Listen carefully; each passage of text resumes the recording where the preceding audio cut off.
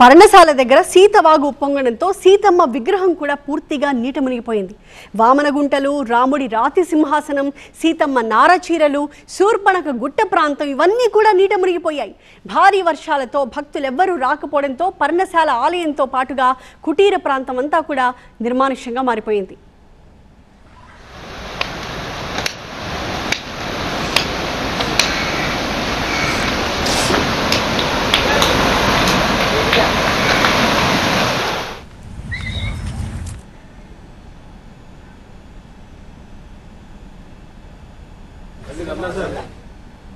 ఖమ్మం జిల్లాలో వరదలపై మరిన్ని అప్డేట్స్ ని మా సీనియర్ కరెస్పాండెంట్ నారాయణని అడిగి తెలుసుకుందాం.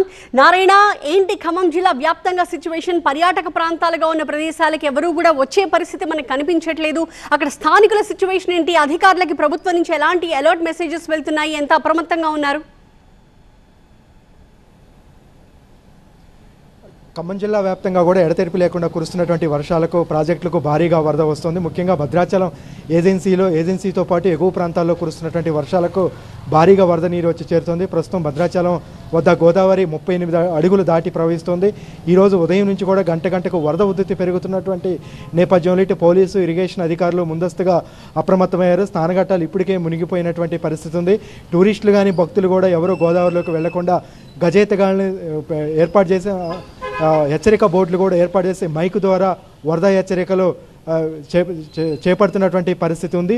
ముఖ్యంగా వరద గనుక ఎక్కువైతే స్థానికంగా పట్టణంలో కూడా వర్షపు నీరు ఎక్కువగా వచ్చే అవకాశం ఉంది. ఈ నేపథ్యంలో ముందస్తుగా ఇసుక బస్తాలను కూడా సిద్ధం చేశారు. 43 అడుగులకు చేరుకుంటే భద్రాచలం వద్ద మొదటి ప్రమాద హెచ్చరిక జారీ చేస్తారు.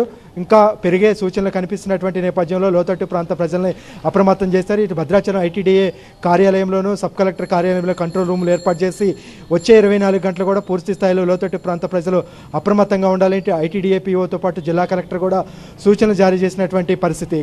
చర్ల మండలం తాలిపేరు ప్రాజెక్టుకు ఈరోజు ఉదయం నుంచి కూడా భారీగా వరద వస్తుంది. స్థానికంగా ఉన్నటువంటి కురుస్తున్న వర్షాలతో పాటు ఎగువన పర్యావరణ ప్రాంతమైనటువంటి ఛత్తీస్గఢ్ నుంచి కూడా పెద్ద ఎత్తున వరద వస్తుంది. ప్రస్తుతం 20,178 క్యూసెక్ల ఉంది. అవుట్ఫ్లో 8 గేట్లు ఎత్తి 24,000 క్యూసెక్ల వరద నీటిని దిగువన ఉన్నటువంటి గోదావరిలోకి విడుదల చేస్తున్నారు. ఇక దుమ్ముగూడెంలో ఉన్నటువంటి ప్రముఖ పుణ్యక్షేత్రమైనటువంటి పర్ణశాలకు నిన్నటి నుంచి కూడా సీతవాగు ఉధృతంగా ప్రవహిస్తోంది.